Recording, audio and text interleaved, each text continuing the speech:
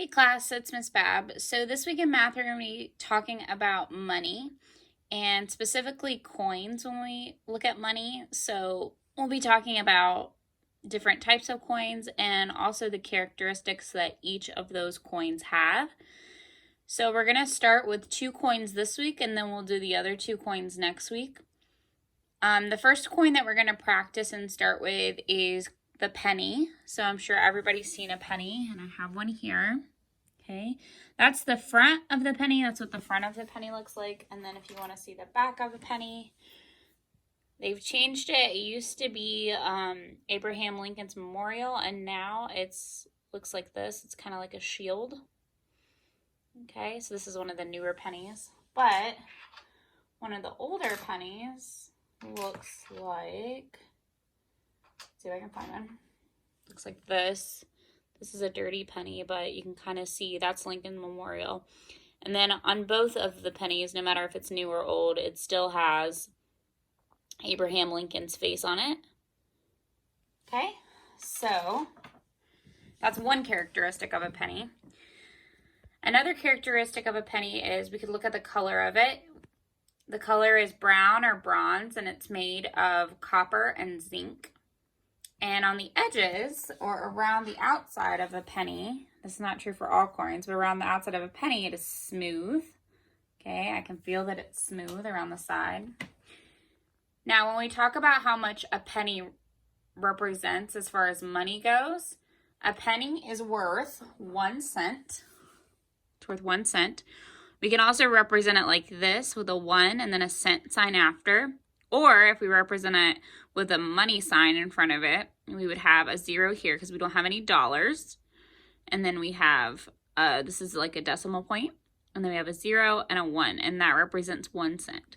So that's a little bit about the penny and different characteristics of the penny. And now I'm going to show you the other bubble map that I created about the dime. I'm going to slide this up a little.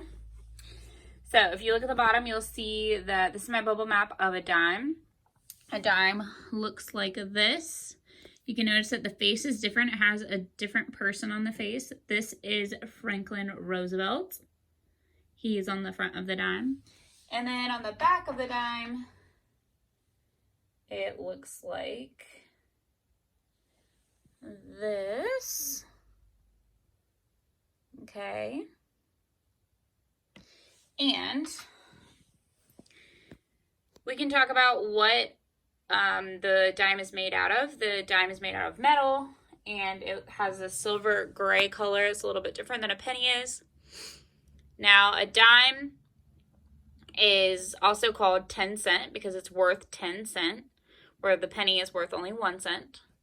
If we were going to write it out, it would be a little bit different than the penny in writing because it's a whole 10 cents. So you would do the dollar sign 0.10 instead of 01.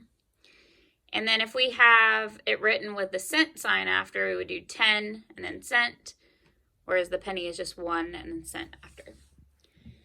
Now, if I have 10 pennies, then I would have 1 dime. And if I have 10 dimes, I would have a whole dollar, because if we count up by tens, it would take 10 times to get to 100, and that's what we're doing when we count money. So in order to get to $1, we'd have to count up cents to 100, and that would make $1. So if we want to make $1 out of dimes, we'd have to have 10 of them. If we want to make $1 out of pennies, that's a great question. I wonder if anybody knows that off the top of their head. I'll give you a second to think. Yep, it would be 100 pennies to equal $1.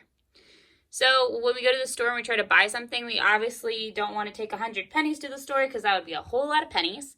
And I don't think that the cashier would really like it if we had 100 pennies. If we had 10 dimes, that would be a little bit better.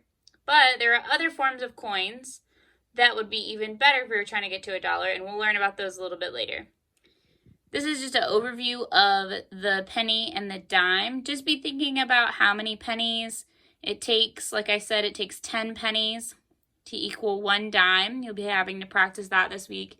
And also how many dimes it takes to make $1, which we said it was 10, because if you go up by 10 times, that would be 100, which would be 100 cent, or $1.